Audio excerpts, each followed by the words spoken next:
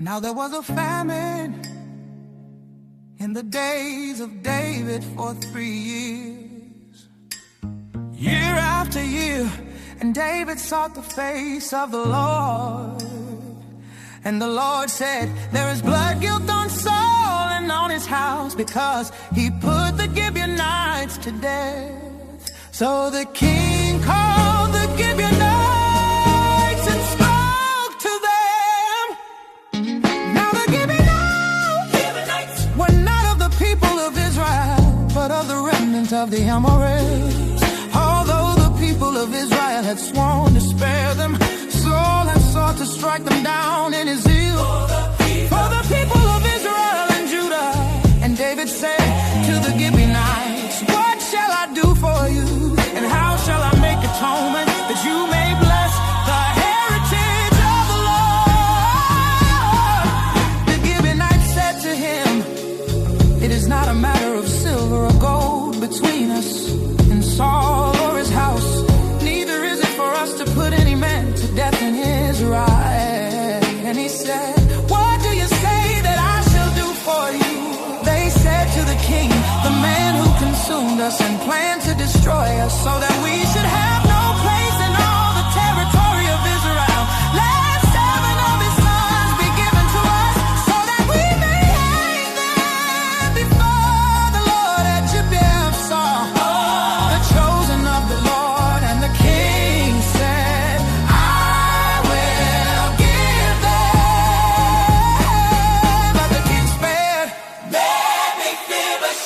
the son of Saul's son Jonathan, because of the oath of the Lord that was between them, between David and Jonathan, the son of Saul. The king took the 2 sons of Rizpah, the daughter of Aiah, whom she bore to Saul, Harmony and Mephibosheth, and the 5 sons of Merab, the daughter of Saul, whom she bore to Adriel, the son of Barzillai, the Meholathite.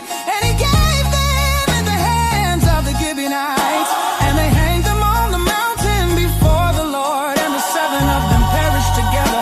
They were put to death in the first days of harvest, at the beginning of barley harvest.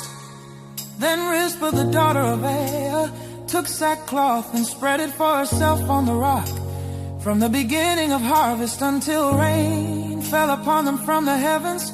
And she did not allow the birds of the air to come upon them by day, or the beasts of the field by night. When David was told what Rizpah, the daughter of Aiah, the concubine of Saul, had done, David went and took the bones of Saul and the bones of his son Jonathan, and from the men of Jabesh Gilead, who had stolen them from the public square of Bethshan, where the Philistines had hanged them on the day the Philistines killed Saul on Gilboa. And he brought up from there the bones of Saul and the bones of his son Jonathan, and they gathered the bones of those who were hanged, and they buried the bones of Saul and his son Jonathan in the land of Benjamin and Zelah, in the tomb of Kish his father. And they did all that the king commanded. And after that, God responded to the plea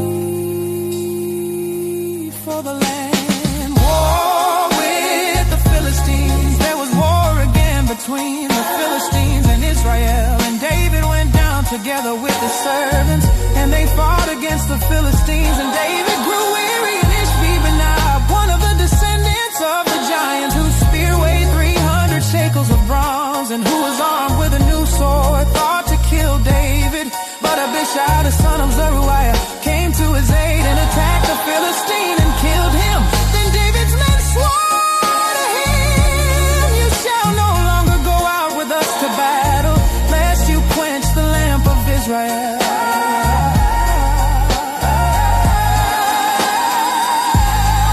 After this, there was again war with the Philistines at Gob.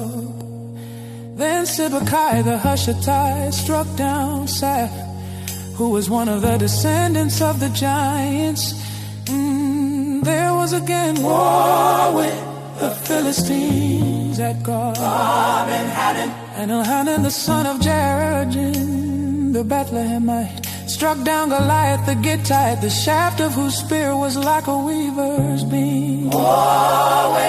And there was again war at Gath, where there was a man of great stature who had 6 fingers on each hand and 6 toes on each foot, 24 in number.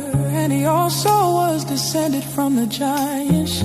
And when he taunted Israel, Jonathan, the son of Shimei, David's brother, struck him down. These 4 were descended from the giants in Gath, and they fell by the hand of David and by the hand of his servant.